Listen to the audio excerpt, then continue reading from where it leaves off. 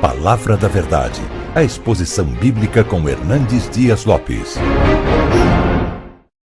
Irmãos queridos, nós vamos então abrir o texto bíblico na carta de Paulo aos Efésios, capítulo 6.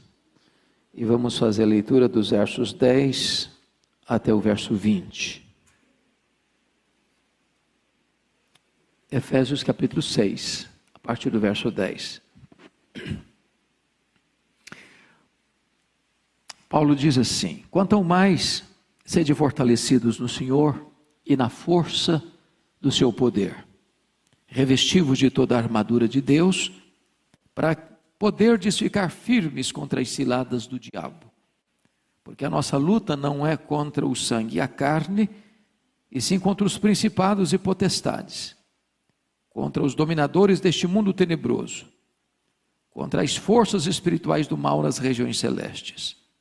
Portanto, tomai toda a armadura de Deus, para que possais resistir no dia mau, e depois de ter vencido tudo, permanecer inabaláveis. Estai, pois, firmes, cingindo-vos com a verdade, e vestindo-vos da couraça da justiça. Calçai os pés com a preparação do evangelho da paz, embraçando sempre o escudo da fé, com o qual podereis apagar todos os dardos inflamados do maligno.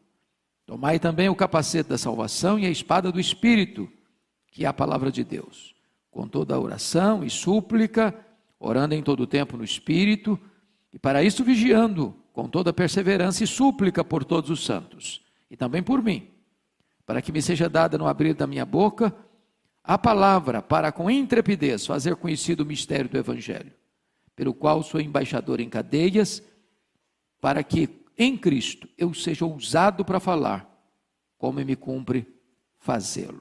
Amém. Irmãos amados, Paulo escreveu esta carta quando ele estava preso em Roma, na sua primeira prisão, por volta dos anos 61, 62. Paulo tinha estado nesta cidade de Éfeso, que era a capital da província da Ásia Menor, por cerca de 3 anos. E para mim, um dos grandes avivamentos que eu encontro na história da igreja, um deles aconteceu em Éfeso, uma cidade de mais de 300 mil habitantes, uma cidade idólatra, uma cidade feiticeira, e uma cidade que se rende à palavra de Deus, que vê o poder do evangelho desarticulando os poderes da idolatria e da feitiçaria. E em 3 anos que Paulo passa ali, igrejas são plantadas em toda a província da Ásia Menor. Agora Paulo está enviando esta carta a esta igreja. E nesta carta Paulo retrata de uma maneira eloquente este eterno projeto de Deus, que planeja a nossa salvação, que executa a nossa salvação e que nos dá garantia dessa salvação. A nossa salvação é uma obra do Pai, é uma obra do Filho, é uma obra do Espírito Santo.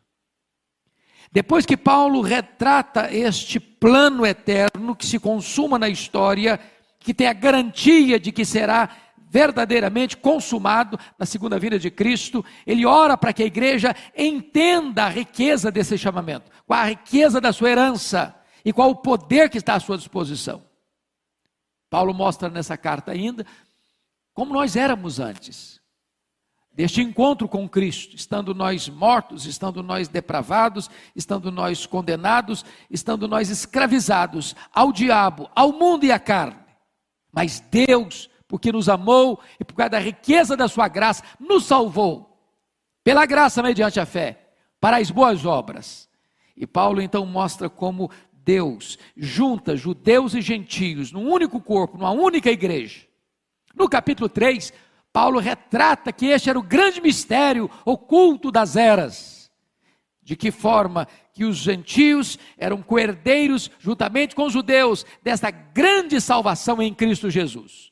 E ele volta a orar pela igreja, para que ela receba poder, mediante a habitação de Cristo no nosso coração, para que toda a igreja compreendesse a grandeza do amor de Deus, e fosse tomada de toda a plenitude de Deus. Quando Paulo vai para o capítulo 4, ele começa a aplicar esta gloriosa doutrina e retrata para você e para mim que nós precisamos viver de modo digno da vocação com que fomos chamados, vivendo em mansidão, vivendo em humildade, vivendo em longanimidade, porque nós estamos ligados a um só Senhor, temos um só Deus, temos uma só fé, temos um só batismo. Paulo então começa a mostrar a necessidade de vivermos uma vida santa. Quando vai para o capítulo 5, ele mostra que é preciso imitar a Deus, é preciso ser cheio do Espírito Santo de Deus, e você demonstra essa plenitude do Espírito Santo de Deus na relação marido e mulher, mulher-marido, na relação de filhos e pais, pais e filhos, na relação de patrão e empregado, empregado-patrão. Agora ele está concluindo a carta, e ele diz o seguinte no verso 10, quanto ao mais, ele está concluindo, esse é o ápice da carta. E ele vai mostrar para você e para mim que o fato de você ser escolhido por Deus na eternidade, o fato de você ter sido remido por Cristo na cruz, o fato de você ter sido selado com o Espírito Santo da promessa, o fato de você ter sido colocado e enxertado no corpo de Cristo, o fato de você ser cheio do Espírito Santo, o fato de você ter uma família bonita, o fato de você ser uma pessoa abençoada no seu trabalho, não livra você de uma grande batalha espiritual.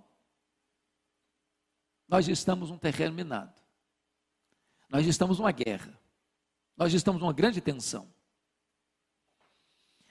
Eu gosto muito da figura que Francis Schaeffer levanta sobre esse assunto. Ele compara este mundo como uma casa de 2 andares. Aqui embaixo, no primeiro andar, é o andar que nós vivemos, nós ouvimos, nós falamos, nós sentimos, nós pensamos, nós andamos, nós descansamos, nós viajamos, nós trabalhamos, nós tocamos. É este o mundo em que vivemos. E ele diz, no andar de cima, é o que a Bíblia chamaria de regiões celestes. Você não vê, nem por isso é irreal. Você não toca, nem por isso você deixa de ser influenciado. E aqui em cima, nesse andar de cima, você tem anjos de Deus que estão protegendo você, que são ministros de Deus, para guardarem você, abençoarem você, cuidarem de você, mas você tem também inimigos hostis, que vieram para roubar, para matar, para destruir. Inimigos terríveis, que vivem ao seu redor como leão, procurando a quem devorar. Que procuram uma brecha na sua, na minha, na nossa vida, para nos destruir. E aqui então, introdutoriamente, eu quero dizer que nós, nessa guerra, precisamos ter 2 cuidados. 2 cuidados. Primeiro cuidado, é você não subestimar este inimigo.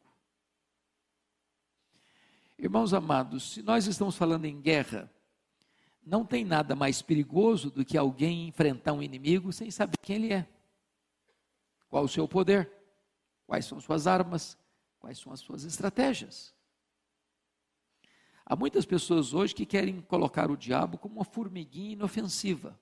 Não é assim que a Bíblia trata do assunto. Paulo diz que nós não devemos ignorar os seus desígnios.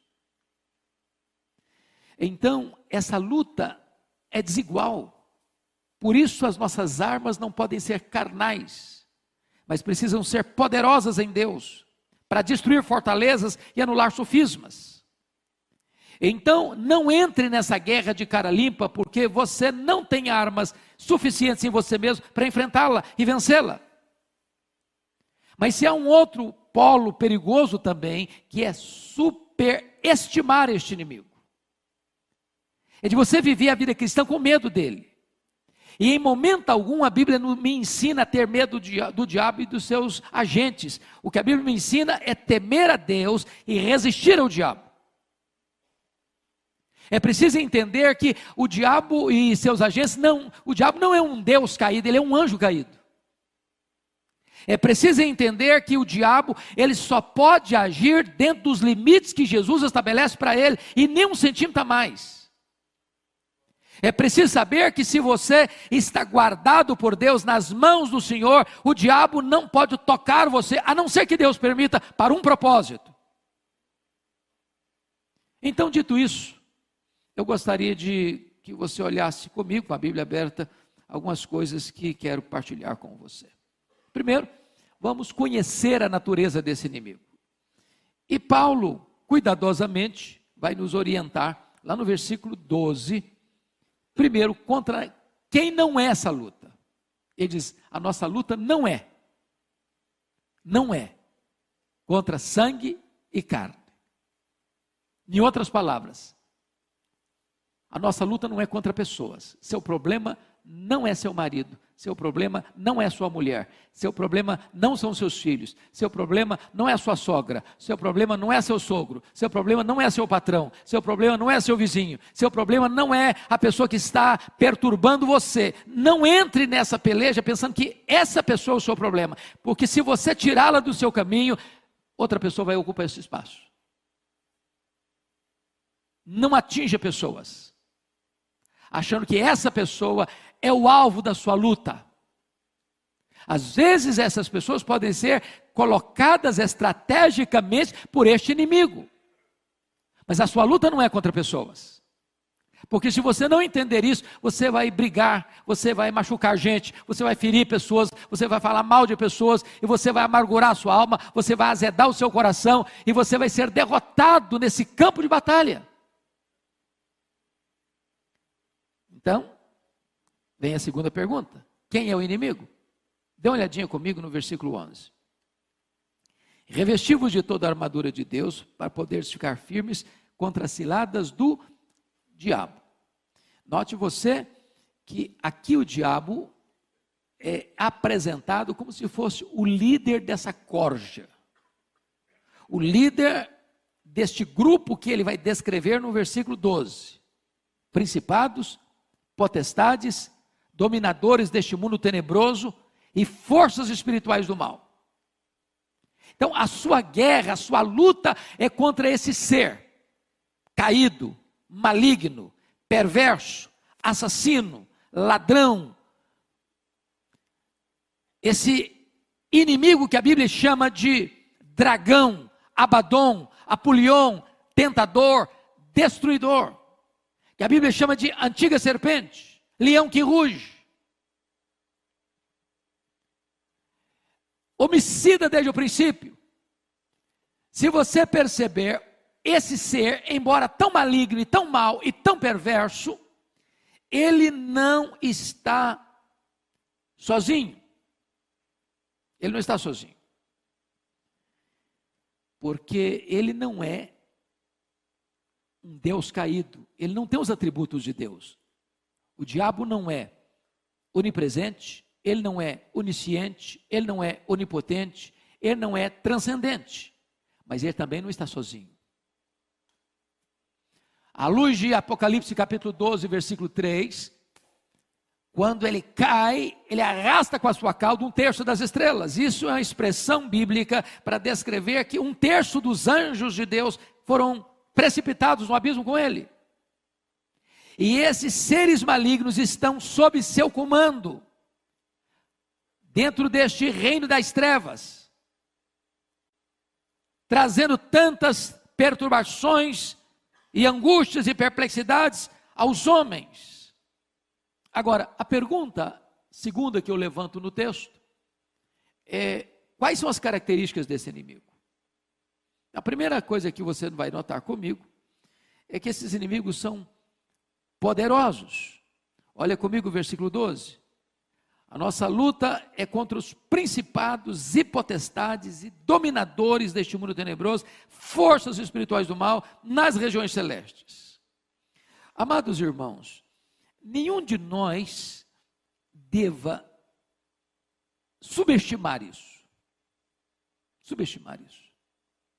O poder deste inimigo. Eu acho que você vê esses sinais e essas evidências o dia todo. Nas ruas, no cinema, no teatro, nas telenovelas, na literatura, na imprensa, nas cortes, nos parlamentos, no comércio, na indústria, nas transações comerciais, nas relações internacionais. Você sempre vê esta mente poderosa e maligna, tantas vezes, articulando nos bastidores, com a sua mão invisível, porém pesada, perigosa, destruidora. Paulo então vai retratar para nós que esses inimigos são sim poderosos, mas mais do que isso, eles são malignos. Este mundo tenebroso, irmãos amados, este mundo tenebroso é o aspecto de que esse reino é reino de trevas, de escuridão, de violência, de maldade, de promiscuidade, de mentira, de opressão, de injustiça, de malignidade, que vem para destruir pessoas, que vem para arruinar famílias, que vem para arrebentar com casamentos, que vem para levar as pessoas ao desespero existencial, que vem para acabar com as pessoas, para arrebentar com elas de todas as formas, de todos os meios. É um mundo tenebroso, porque o inimigo é maligno.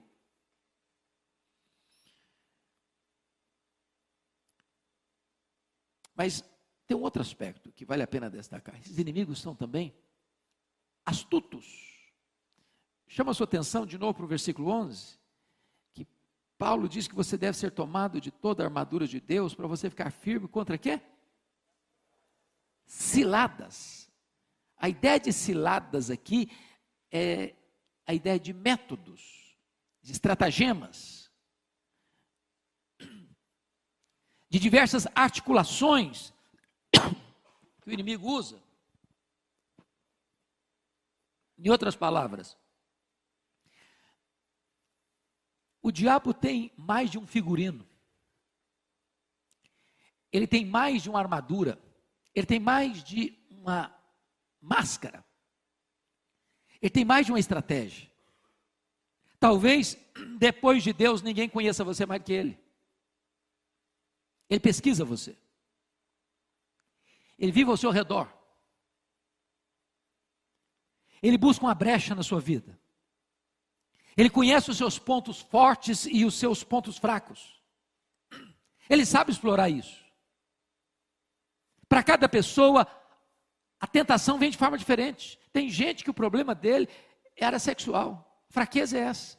Para outro, o problema é dinheiro, a fraqueza é dinheiro. Para outra, a fraqueza é vaidade, é soberba, é grandeza. Para cada pessoa ele vai entrar com uma proposta diferente, com uma bandeja diferente, com um cardápio diferente, com uma proposta sedutora diferente. Ele tem muitos métodos, ele tem muitas variantes, como aquele filme O Advogado do Diabo apresenta no final. Quando você acha que você é bom numa área, aí está talvez o seu ponto mais vulnerável. Porque quando você acha que você é forte numa área, você corre o risco de não vigiar. E aí você fraqueja. Mas notem comigo, irmãos, quais são essas estratégias então? Vamos pensar um pouquinho nas estratégias desse inimigo. Lá em Lucas 11, versos 21 e 22, diz que o diabo é uma espécie de valente que tem uma casa e guarda em segurança todos os seus bens. O que significa isso? Significa que o diabo tem sob o seu comando pessoas na casa dele, guardada em segurança por ele. A Bíblia chama isso de reino das trevas ou potestade de Satanás. Mas a Bíblia diz mais, que vindo um mais valente do que ele, vence-o, tira a panóplia dele, ou seja, a panóplia é uma palavra única, mas que significa toda a armadura, por isso que tem essa preposição, esse prefixo pan, tudo, toda a armadura dele, deixa-o completamente sem proteção, amarra-o e saqueia os seus bens. Saqueia os seus bens. Então faça a pergunta: você acha que o diabo precisaria de artimanha para prender quem já é dele? Você precisa de um laço para pegar um passarinho que já está dentro da gaiola? A quem você acha que o diabo usaria suas artimanhas mais perigosas? É lá no carnaval? É lá no campo de futebol? É lá no teatro? É lá no submundo? Ou é exatamente contra a igreja de Deus? Daqueles que não estão nas suas mãos que ele tenta capturar? Agora, quais são essas artimanhas que o inimigo usa? Eu gostaria de citar alguns para você. Primeiro, está lá em Mateus 13:19, que quando a semente, a palavra de Deus é semeada, vem o maligno e arrebata essa semente do coração. Irmãos, eu não sei quanto a vocês, mas todo culto onde a palavra de Deus é pregada é um território de batalha espiritual. Eu conheço gente que vem para a igreja e bastou sentar, o cara pode estar sem uma gota de sono, o cara dorme. Dorme. Dá um sono nele que não tolera.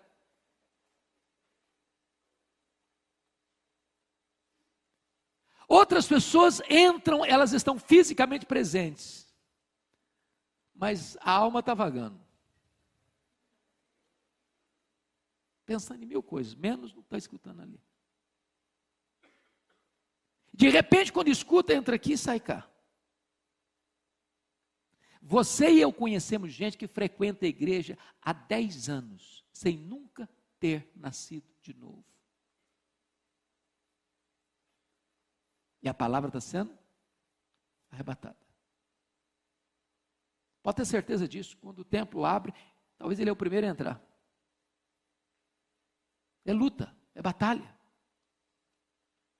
Nós precisamos orar para que Deus tire o tampão dos ouvidos, para que Deus tire a venda dos olhos, para que Deus chegue ao coração das pessoas. Segundo, o diabo é especialista em colocar dúvidas sobre a palavra de Deus. É assim que Deus disse? Não foi assim a abordagem dele com Eva? É assim que Deus disse? E aí você escuta a palavra de Deus, bom, mas não é bem assim. Aliás, não é assim. E as pessoas põem dúvida, sobretudo, por exemplo, Gênesis 1, versículo 1. No princípio criou Deus os céus e a terra. Bom, mas isso aí não é literal. Bom, mas isso aí é uma metáfora. Bom, mas Adão e Eva não existiram. Isso aí é apenas uma ideia metafórica para você achar que surgiu a raça humana. Mas não foi assim. Bom, se você nega isso, você nega a Bíblia toda. Você diz que então os profetas mentiram, que os apóstolos mentiram, que Jesus mentiu, que a Bíblia toda não vale a pena e não merece confiança. E aí vai botando dúvida na cabeça das pessoas. Quer ver outra coisa? Em terceiro lugar, o diabo é especialista em produzir insatisfação. Não foi isso que fez com Eva. Eva, de repente, ela se viu como uma coitadinha, miseravelmente injustiçada, naquele miserável jardim do Éden. Tadinho, esse jardim é muito michuruco para mim. Eu tenho potencial para muito mais. Eu sou possivelmente capacitado para ser igual a Deus. Para que eu vou viver nesse jardinzinho aqui? E de repente, como pródigo, você tem o pai, você tem o irmão, você tem a casa, você tem mesa farta, você tem servos, você tem fartura, e você se sente infeliz. Você está na igreja, você escuta a palavra de Deus, e de repente a igreja não satisfaz, e de repente os prazeres de Deus não satisfazem, e você fica paquerando e flertando com o que está do lado de lá do muro. Daqui a pouco o diabo bota uma grande baita insatisfação no seu coração, e você não está feliz mais. Ele é especialista nisso. Cuidado com a insatisfação. Quer ver outra coisa? O diabo, ele é especialista em produzir uma espécie de raiva no seu coração, que se instala, e você diz, eu não suporto aquela pessoa, eu não quero nem ver a cara dela, quando eu escuto a voz dela, meu corpo treme, e eu não perdoo também. Tem gente crente que não conversa com o irmão dentro de casa. Passa uma semana. Tem gente que frequenta a igreja, se o fulano senta do lado esquerdo, ele vai do lado direito, porque ele não fica perto. Sabe o que a Bíblia diz? Irai-vos e não pequeis. Não se deixe o sol se pôr sobre a vossa ira, nem deis lugar ao diabo. Se você guarda mágoa no coração, o diabo encontra uma brecha aberta para afligir você, para atormentar você. Quer ver outra coisa? O pastor Ivan falou agora há pouquinho das seitas, das heresias. Sabe quem é o principal mentor das heresias? É o diabo. São doutrinas de demônios. Ele é um teólogo herege. Ele é um péssimo hermeneuta. Ele é um péssimo exegeta. Ele pega a Bíblia e torce a Bíblia. E muitas das heresias, irmãos, que estão aí circulando e atraindo tanta gente e capturando tanta gente, tem como fonte os demônios. Então são estratégias. Agora, quer ver outra estratégia dele? Olha comigo o versículo 13. Dá uma olhadinha aí. Portanto, tomai toda a armadura de Deus, para que possais resistir no dia mau. Eu fico impressionado com essa expressão aqui, porque a Bíblia diz que todos os dias, de certa forma, são maus. Nós vivemos num mundo que jaz no maligno. Você já tentou, por exemplo, ligar a sua televisão, ou a CBN, quem gosta de notícia, ou qualquer outro tipo de rádio, de FM, e escutar 1 hora e concordar com tudo aquilo que foi falado durante 1 hora? É isso mesmo. Subscrevo tudo isso aí. Você percebeu como é que é a coisa? Nós vivemos num mundo mau. Os valores são outros, estão invertidos, estão às avessas. Agora, existe o que a Bíblia chama de o dia mau. E que dia é esse? Que dia é esse? Nós estamos falando de estratégia de guerra. Pense comigo nessa cena de guerra. Você que já assistiu tantos filmes de guerra, tem hora que 2 exércitos estão lá numa conflagração, num conflito, numa batalha, e de repente o comandante do lado de cá recolhe a sua tropa. Recolhe. O do lado de lá não está sabendo o que está acontecendo. Por que está recolhendo? Está com medo? Está fraco? Não tem mais capacidade de resistência? E de repente é estratégia recolher. E quando, todo filme de guerra é assim, você pode perceber isso, quando a cena está tranquila, os soldados estão subiando, assim, aquela camarinha, aquele negocinho assim, parece que está até numa colônia de férias, aí vem chumbo grosso. É assim na guerra, espiritual também. Pensa na casa dos 2 andares. Você está lá embaixo, no primeiro andar, tranquilo, no anais e tal, está tudo bem, está tudo em paz, está com saúde, família vai bem, está promovido no emprego, os filhos estão tudo bem sucedido no trabalho, na escola, e está aquela maravilha, aquela nice, você nem vai para a igreja mais, também reunião de oração você não vai mais, vigília nem fala nisso mais, e você também está até de férias de Deus, e de repente está tudo calmo. Aí, de repente, lá do andar de cima vem uma ordem. Dia tal, chumbo grosso no fulano. Aí o cara acorda já meio atordoado. Já acorda, já briga com a mulher, grita com as crianças, chuta o cachorro. Buzina e grita com o cara no trânsito. Chega no trabalho e está aquela confusão. E ele nem está percebendo a natureza do problema que ele está enfrentando. É o dia mau. E se você não se aperceber que esta é uma hora de pressão em cima de você, você se descontrola. Você entra na carne. Você cai na esparrela. Você é derrotado na luta. Mas quer ver outra estratégia desse inimigo? Volta para o versículo 13 de novo comigo. É impressionante o que Paulo diz aí no finalzinho do verso 13. Para que possais, portanto, tomai toda a armadura de Deus, para que possais resistir no dia mau. O dia mau é para resistir. Resistir. Agora, o que diz aí? E depois de terdes vencido tudo, não parte tudo, Aí sim, aí você pode estarelhar as armas, aí você pode dar uma relaxada, aí você pode até tirar umas férias. É isso que está escrito aí? Não. E depois de ter vencido tudo, permanecer inabaláveis. Sabe o que significa isso? Você precisa continuar vigiando. Para mim, uma das coisas mais estratégicas de batalha espiritual que eu encontro na Bíblia é Lucas capítulo 4, quando Jesus derrota o diabo 3 vezes, está escrito, está escrito, está escrito, e o diabo o deixou até momento oportuno, e aí voltou de novo. Outras estratégias, outras armas, usando outras circunstâncias, outras pessoas, para tentar capturar Jesus, pegar Jesus. Perseverança, irmão, perseverança. Vigilância. Pois bem, agora eu quero concluir. Quais são as armas que nós precisamos usar nessa batalha espiritual? A primeira arma, por favor, dê uma olhadinha comigo, versículo 10. Quanto ao mais, sede fortalecidos no Senhor e na força do seu poder. Primeira coisa que Paulo está dizendo o seguinte: você não é forte em você mesmo, e você não é forte à parte do Senhor. Você só pode ser fortalecido quando você está no Senhor. É nele, é dele que emana esse poder. O problema dessa luta, irmãos, não é a presença do diabo. O maior problema é a ausência de Jesus. Se você está em Jesus e sendo fortalecido nele, você é fortalecido com poder.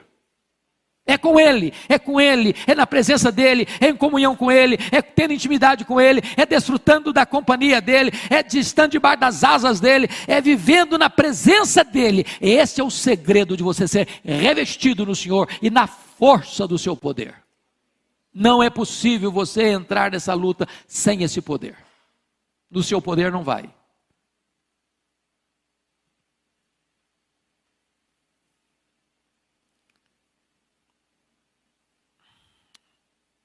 Eu não sei se vocês já leram, eu sugeriria vocês um dia encontrarem esse livro, para dar uma lida nele, um livro que foi compilado pelo reverendo Augusto Nicodemos, quando ele morou na África do Sul,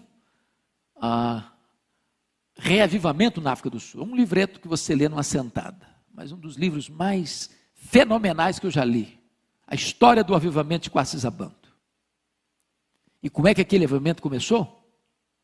É quando o líder daquele trabalho missionário, o pastor Earl Stiggin, foi chamado para orar para uma moça possessa, endemoniada, e ele não conseguiu.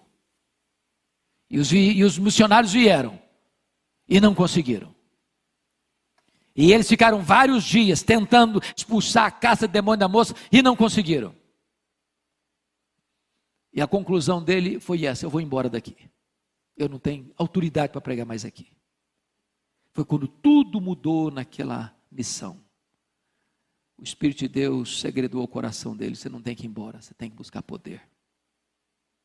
Buscar poder. Esse poder, irmãos, não é uma frase de efeito. Esse poder não é uma gincana mental, onde você elabora algumas frases de efeito e as coisas vão acontecer. Não, não é. Esse poder não é maquiado pelo homem, não é produzido pela terra. Esse poder é o poder do Espírito Santo que emana do céu. Só esse poder pode dar a você vitória em determinados momentos dessa luta espiritual. E Earl Stiggin então começa a orar, começa a jejuar, e os missionários começam a orar, e começa a jejuar, e começa a acertar a vida com Deus, e começa a chorar pelos seus pecados, e foram meses, foram anos de acerto com Deus, até que houve um grande derramar do Espírito Santo. A moça foi liberta, os feiticeiros foram se convertendo, e ali milhares e milhares e milhares e milhares de pessoas foram sendo salvas. Eu visitei esse local. E eu confesso que durante toda a minha vida, eu nunca vi, foi o lugar que mais eu senti a presença de Deus em toda a minha vida. Era uma espécie de, parecia que você via Deus no ar. Eu nunca vi nada igual. Você já pensou que você está num culto público e você ter 200 crianças? Criança é criança em qualquer lugar do mundo, com o rostinho no chão, adorando a Deus.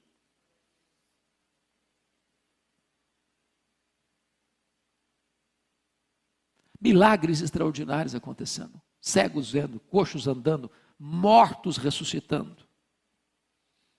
Eu ouvi o testemunho pessoal da regente do coral, que ficou 17 horas no caixão. Quando estava indo para o cemitério, Deus a levantou da morte. Agora, como é que começa isso? Quando alguém reconhece o seguinte: eu preciso de poder. Eu preciso de poder. E poder não se recebe na academia. E poder não se recebe apenas com a intelectualidade humana. Poder se recebe com os joelhos dobrados, com o derramar do Espírito Santo de Deus. Nós precisamos desse poder. Segunda coisa que Paulo nos ensina, irmãos, versículo 11, é que nós precisamos ser revestidos não de alguma, mas de toda a armadura de Deus. E toda a armadura de Deus, uma palavra só no grego, é panóplia. Nós precisamos da panóplia. Nós precisamos de cada peça dessa armadura. Não pode ter brecha. Não pode ter brecha. Você precisa proteger sua cabeça. Você precisa proteger o seu coração. Você precisa proteger o seu corpo. Você precisa proteger seus pés. Você precisa proteger todo o seu cérebro. Você precisa uma espada na mão. Você é um guerreiro. Você precisa ter armas de defesa e de combate. E depois que tudo isso estiver pronto, então, versículo 18 diz que você precisa fazer isso num ambiente de oração, com toda oração e súplica, orando em todo o tempo, no Espírito, e para isso vigiando com toda a perseverança e súplica por todos os santos. Eu queria concluir fazendo uma pergunta a você. O que você conhece desse poder? Ou, quão consciente você está hoje de que você precisa desse poder? Porque esse poder não tem a ver com o tempo de igreja, com o cargo que você exerce na igreja, com o grau de conhecimento que você adquiriu.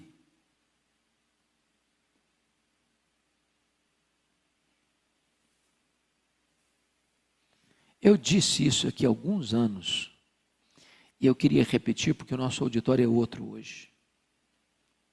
Uma experiência que marcou profundamente a minha vida.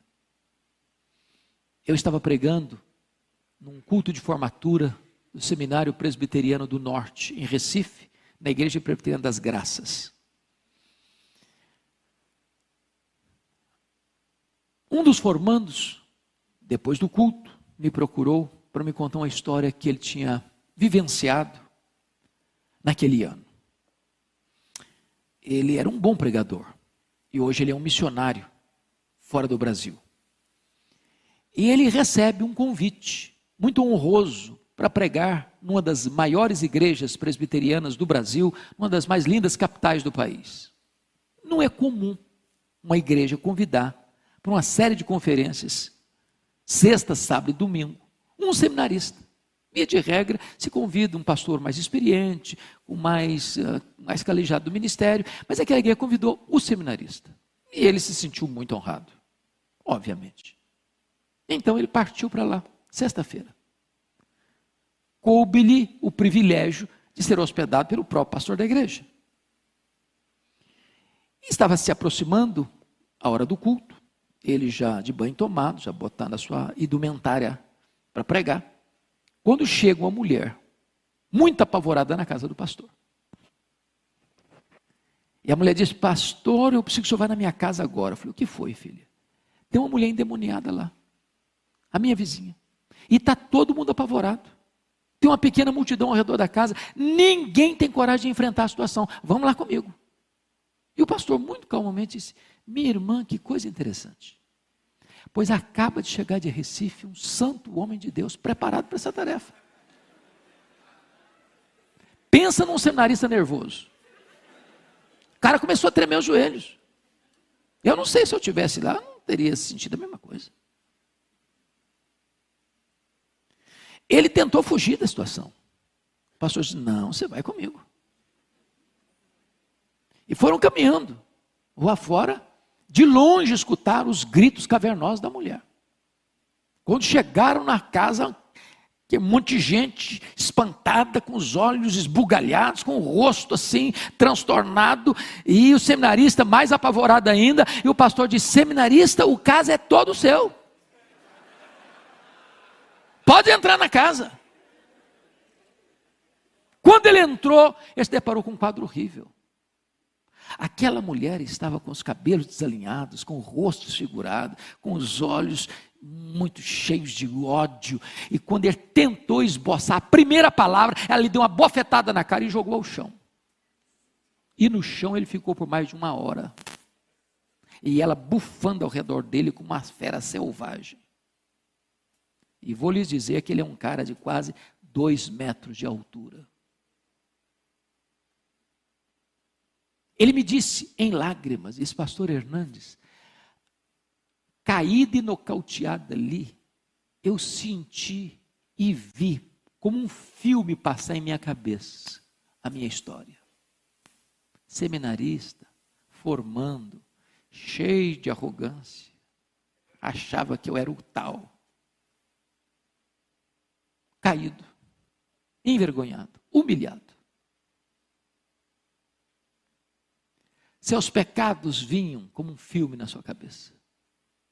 Até que depois de muito tempo, ele disse, me senti como Sansão, agarrado nas colunas daquele templo e fazendo a seguinte oração, oh meu Deus, eu ainda sou teu servo, tem misericórdia de mim, restaura minha autoridade, restaura meu poder, não me deixe envergonhado, Senhor. E quando ele começa a orar desta maneira, a mulher cai. E quando a mulher caiu, ele se levantou. Porque diante de Deus, humildade, mas diante do diabo, autoridade. Autoridade. E ele se levantou e no nome do Senhor Jesus Cristo, ele deu ordem àqueles demônios para se retirarem daquela mulher. Ela ficou liberta. E ele me disse algo que eu nunca mais esqueci. Ele me disse assim, pastor Hernandes, nesse dia eu descobri uma coisa. Não basta ser crente. Não basta ser líder. Não basta ser diácono, presbítero, seminarista, pastor, missionário. É preciso ter o poder do Espírito Santo de Deus na nossa vida. Quanto ao mais sede fortalecidos no Senhor e revestidos da força do seu poder. Você quer esse poder, irmão? Ele está à sua disposição, está à minha disposição. Paulo diz isso lá no 1º capítulo. A suprema grandeza do poder de Deus está à nossa disposição, o mesmo poder que ressuscitou Jesus dentre os mortos. Eu queria orar com você agora. E se você anseia esse revestimento de poder, eu vou pedir permissão ao meu pastor aqui, para fazer uma coisa diferente. Convidar você para vir aqui à frente. Se você deseja isso, almeja isso para a sua vida, para o seu coração. Senhor, eu preciso desse poder. Eu quero esse poder.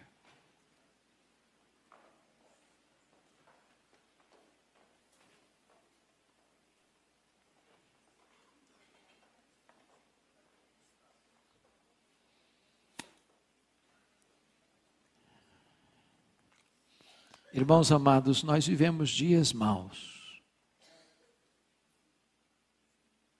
A força das trevas está aí agindo, à solta, à solta. E nós precisamos desse poder para enfrentar isso. Para enfrentar isso. Eu não sei se vocês viram, eu estou com o meu coração ao mesmo tempo empolgadíssimo.